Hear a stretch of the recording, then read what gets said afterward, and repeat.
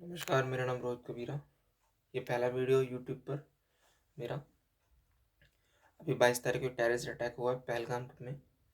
उसके रिस्पॉन्स में Indian government of India ने डिप्लोमेटिक मेजर्स लिए हैं, जो कि हम डिप्लोमेटिक मेजर्स ही ले सकते थे। हमारी इतनी कैपेबिलिटी नहीं है जो इंडिया में डायरेक्टली अटैक करे पाकिस्तान को, which is right. Directly attack करना भी नहीं चाहिए क्योंकि they are terror sponsored nation. But मैं I am independent one, so I can ask the government of India directly hard question.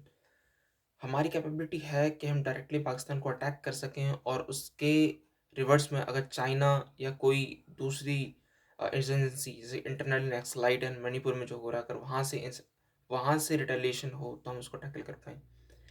मुझे जो समझ में आता है ऐसा हमारी कैपेबिलिटी नहीं है, क्योंकि ऑलरेडी सेना के अंदर 2020 से लेके अब तक 2.25 लाख पोस्ट खाली हैं, जो कि एक कंसर्न पॉइंट है।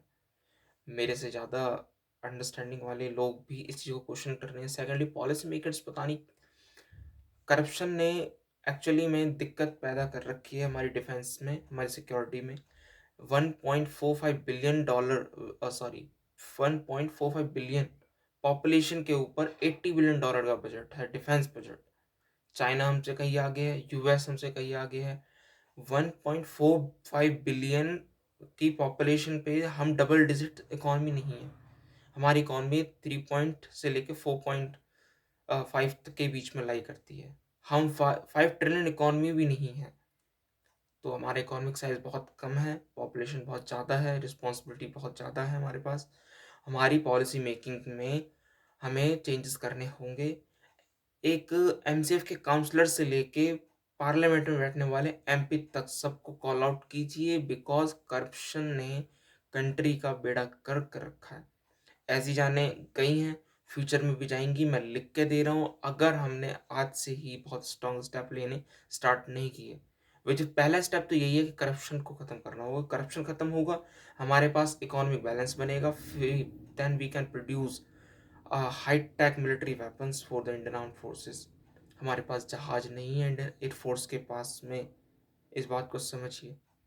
अभी कुछ दिन पहले, अभी इसी महीने में कुछ 1 डेढ़ हफ्ते पहले ही रेवाड़ी से, हमारे हरियाणा से एक पर्सन की डेथ हुई है विमान हादसे में, जगुआर जो क्रैश हो गया। सो मेरे जैसे जितने भी लोग हैं जो इंडिपेंडेंटली वीडियोस बनाते हैं, शॉर्ट्स बनाते हैं, प्लीज़ फोकस कीजिए कि गवर्नमेंट को प्रेशराइज करें कि भाई आप सही स्टेप लीजिए।